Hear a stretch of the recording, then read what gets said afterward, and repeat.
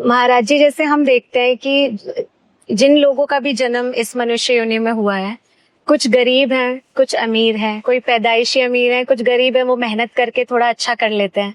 लेकिन जब कहते हैं कि सभी परमात्मा की संतानें हैं, तो परमात्मा ने ऐसे क्यों किया कि किसी को गरीब रख के उसको इतना अपार कष्ट दिया और किसी को पहले से ही बहुत अच्छे घर में पैदा किया? तो ये क्या प्रारब्ध होता है? भगवान का वचन है गीता में, कर्म करने में मनुष्य स्वतंत्र है, लेकिन उसका फल भोगने में स्वतंत्र नहीं। इसका मतलब यह हुआ कि मनुष्य कर्म ही कर सकता है, उसका फल उसके हाथ में नहीं है। और कर्म दो तरह के होते हैं, एक शुभ कर्म होते हैं, दूसरे अशुभ कर्म होते हैं।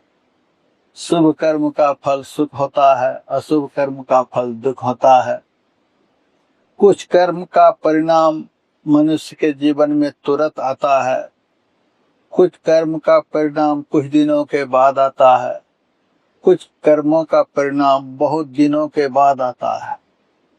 जैसे एक ही दिन हम एक केले का पौधा लगाते हैं, आम का पौधा लगाते हैं और अखरोट का पौधा लगाते हैं।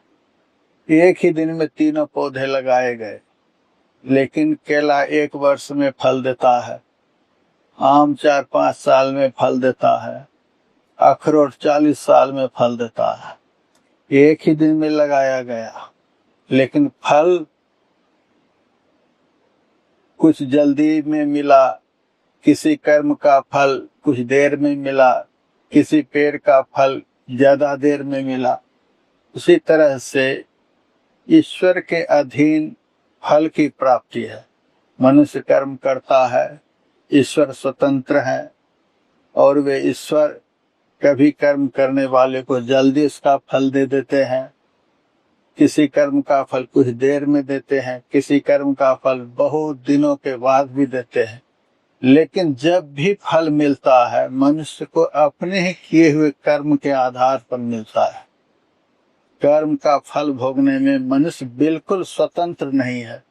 जब भी मिलेगा तो ईश्वर की कृपा से ही फल मिलेगा। अशुभ कर्म किया हुआ है तो उसका फल अशुभ, दुख, क्लेश, विपत्ति, अनेकों प्रकार के विघ्न उनके जीवन में आएंगे। शुभ कर्म किया हुआ है तो उसका फल सुख, शांति, आनंद, ये सब समय समय पर ईश्वरेच्छा से प्राप्त होते रहेंगे। जी।